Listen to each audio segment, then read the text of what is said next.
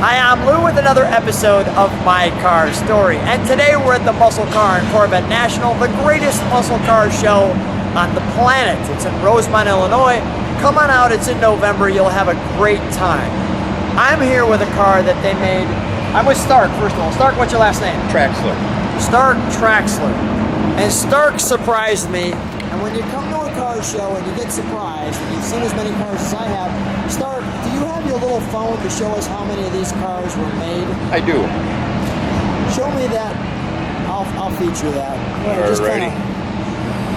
There it is. First of all, we'll show who that's from. Blow that up just a little bit. There we go. That's from the dealership. And it shows the number of these cars is 61. 61, that's it. What year is this car? This is a 1979 Buick Century Turbo Coupe.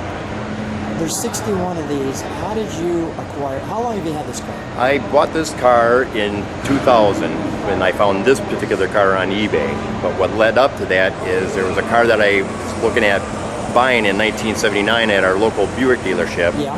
And it happened to be on a wrecker getting towed to a gravel pit to go to the junkyard.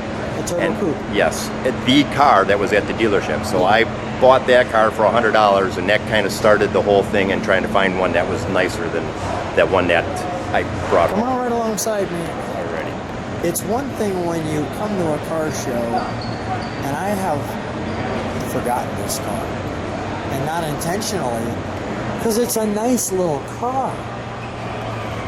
Thank you. It's amazing, only 61 of these. So how long did it take you on eBay to find this car?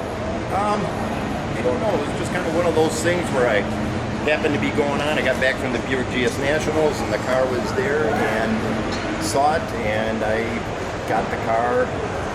You know, the car came out of Pennsylvania, and my son and I got a ride from friends, and he drove the car home. So it was one of those things where it took a couple of years, about a year or so to find one that was in better shape. And then I started buying new old stock parts because they were really cheap for these cars after that.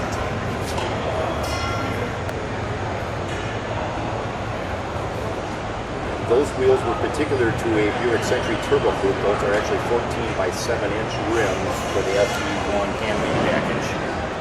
And this car has bigger sway bars. Bigger sway bars, spring rates, and a fast ratio steering box that they started using for all the Buick Grand Nationals after this. So kind of the precursor to the Grand National is this car. That is correct. Let's step back for just a moment to take the shape back there.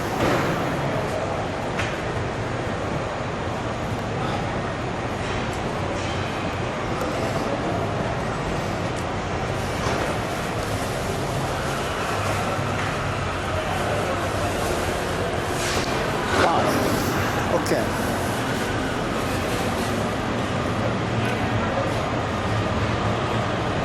Let me show the front.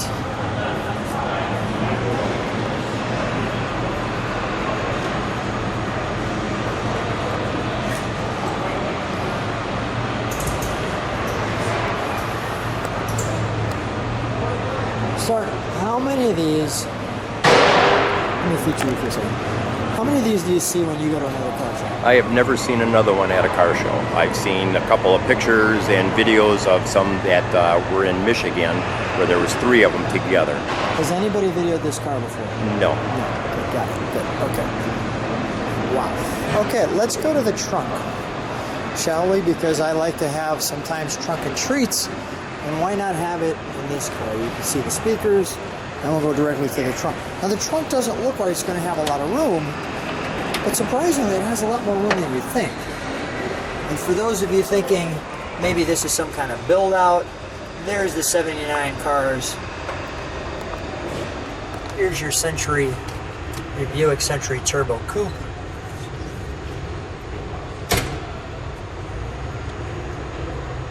Let you pause on that. This is an actual piece that came with this car in that time.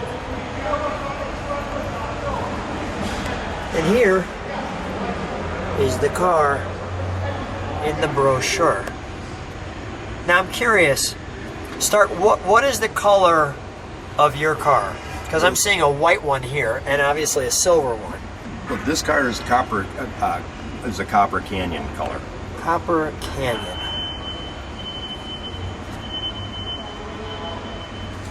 Letting people just pause on that.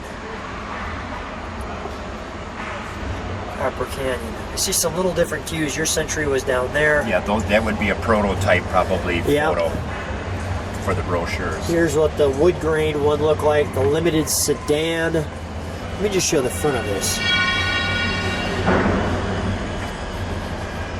And this is a thick brochure, so I'm not going to go through all of it, but you've got the Riv, showing the old Riv, more Riv, the Regal,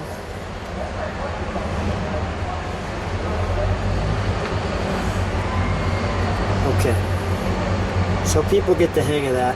Yep. And I want to go back to your car here. There it is. So let me go to the page before. And this is the Century. Correct. And then let's go to the next page because that's going to be all the stats, correct? Correct. Let me go to the stats page. Is this the stats page for this one? Go ahead. Century Buyer's Guide? That's a good question. Or is this the stats probably page? the stats Oh, page okay. here, right there.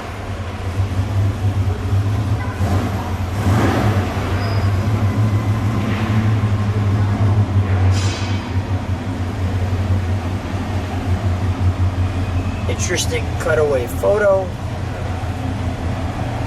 Your Century features and options. And I'm taking my time on this because good luck trying to find another one.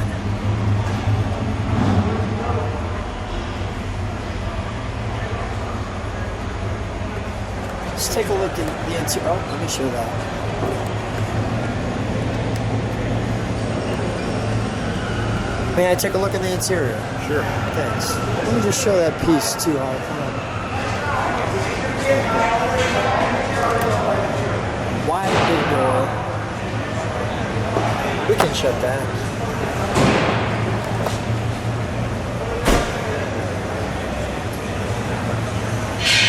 That wheel come with the car? Yes, basic, same interior as a Buick Regal. Now you restored this car. Yes, I did. How long did it take to restore this car? About a year. A year. How difficult, what were the difficult parts to find on this car? How about everything? That's about the honest truth. There's really nothing you can find. You know, positively, it has a really nicely laid out instrumentation panel, doesn't it? Yes. I mean, it's very, it makes you feel very driver empowered. Everything's pretty well laid out. Yeah, the only thing they did wrong is they didn't put a factory tack in the car. Tell me what this is. That is The the heat? boost gauge. The boost gauge. Or, no, I'm sorry, that's the Temperature? that temperature gauge. Coolant, yeah, I the boost see it gauge now. is on the other side. Okay, let's go to And that it's a one. series of lights that come on as you build boost. Does it still work? Yes, it does. Oh, cool. Yellow, orange, and red. Red for obviously don't do this anymore. Yes. Have you ever gotten it to red? Yeah, oh yes. We've got it a little bit modified. Oh, We're pushing yes. about 16 pounds of boost. Have you ever gotten it to red? Oh, yes. That was great. And these gauges here you've added on. Yeah, we added those. Okay. So when I went to the pure stock drags with the car, I knew what my real boost was and an actual tack So on you didn't with want it. to blow it up. Starc, so that turbo 3.8 liter over the radio, and is that an 8-track too? This is not. That's a. Okay. it Is that not. turbo 3.8 liter, is that something you added? Nope, that is factory stock. That is factory stock. Yeah. Okay, let's take a look under the hood, shall Sure, we? let's.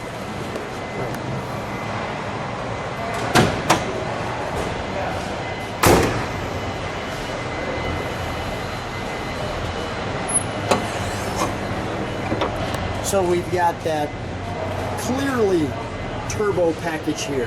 That is correct on this side. No air conditioning. No air. kind of unique placement of the oil filter sticking out in a unique angle, not in front, not in side, kind of 45 degree. Yep, and these were a draw through with a Rochester carburetor, and it actually pulled the air through and gas mixture through the turbos. Wasn't an ideal setup, but at least it was a predecessor to your Buick GNs later on with fuel injection. Tell me what this is. That is to retard the timing when the knock sensor senses that there's detonation in the motor. So it was a very crude computer to turn back the timing to retard it so you didn't break a bunch of pistons. Okay. So it was a boost feeler, and it would tell you if you've got too much pressure, back off. If it was detonating, correct. If it was detonating. Yes. You had bad gas or you had too much boost going to it. All the original labels and decals and hoses and markings on the hoses. I'm going to ask a silly question. Why red on this turbo 3.8 liter? I don't know why Buick did that. The Rivieras were a different color, but the Regals and the Centuries all came with a red air cleaner assembly unit. I see our tag there.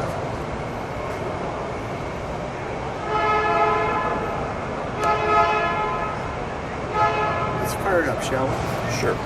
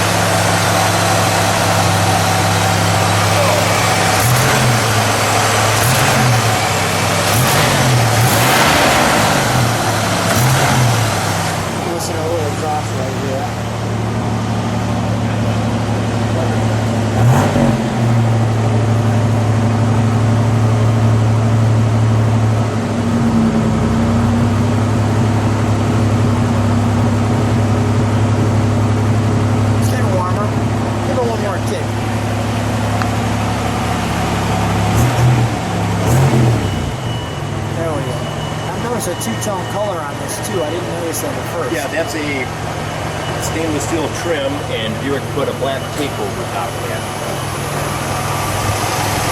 There we go. This car came with what was called the sporty exhaust.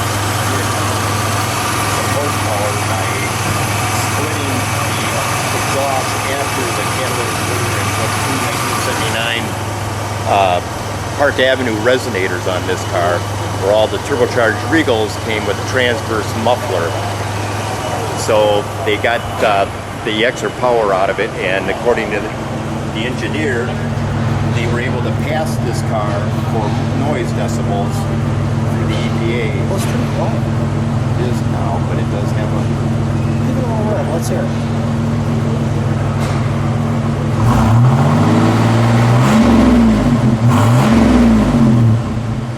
It's a little throaty. Yes, it does. I will shut that down.